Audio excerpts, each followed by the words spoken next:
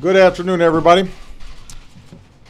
For the past couple of months, I've been working with leaders of both parties to try and forge an agreement that would grow our economy and shrink the deficit. A balanced plan that would cut spending in a responsible way, but also ask the wealthiest Americans to pay a little more.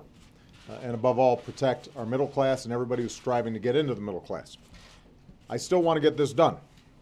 It's the right thing to do for our families, for our businesses, and for our entire economy. But the hour for immediate action is here. It is now. We're now at the point where in just 4 days, every American's tax rates are scheduled to go up by law. Every American's paycheck will get considerably smaller. And that would be the wrong thing to do for our economy. It would be bad for middle-class families, and it would be bad for businesses that depend on family spending. Fortunately, Congress can prevent it from happening if they act right now. I just had a good and constructive discussion here at the White House with Senate and House leadership about how to prevent this tax hike on the middle class. And I'm optimistic we may still be able to reach an agreement that can pass both houses in time.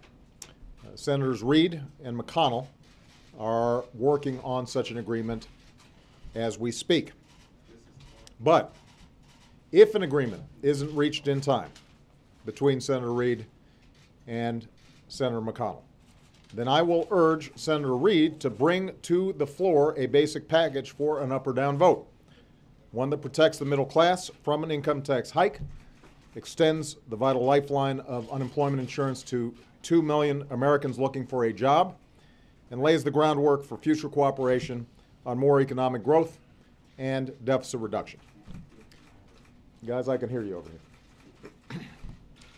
I believe such a proposal could pass both houses with bipartisan majorities, as long as those leaders allow it to actually come to a vote.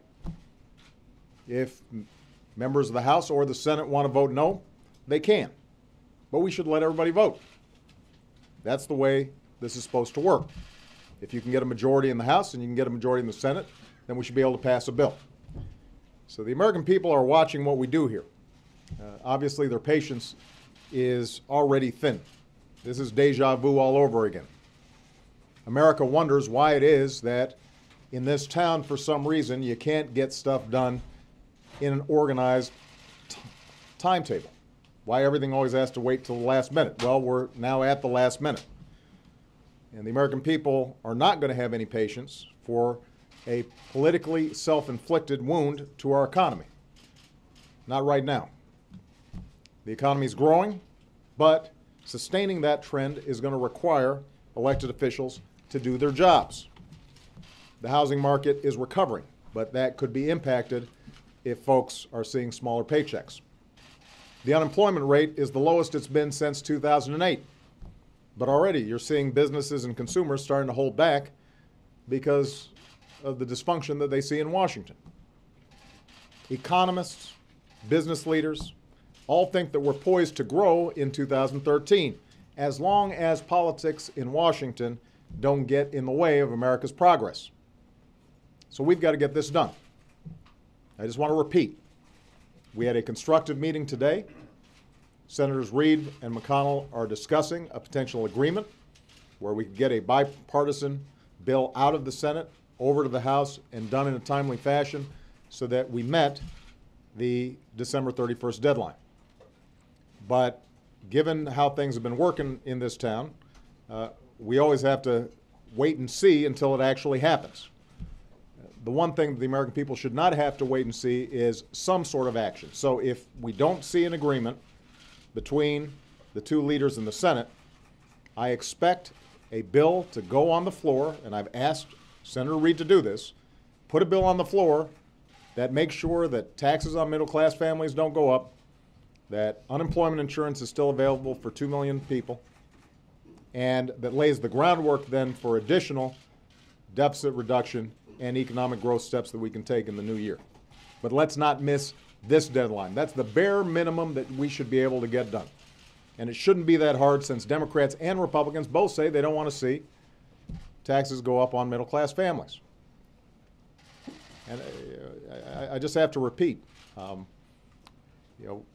outside of Washington, nobody understands how it is that this seems to be a repeat pattern over and over again. Ordinary folks, they do their jobs. They meet deadlines. They sit down and they discuss things, and then things happen. If there are disagreements, they sort through the disagreements. The notion that our elected leadership can't do the same thing is mind-boggling to them. It needs to stop. So I'm modestly optimistic that an agreement can be achieved.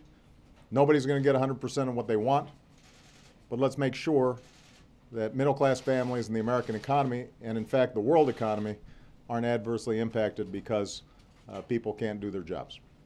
All right? Thank you very much, everybody.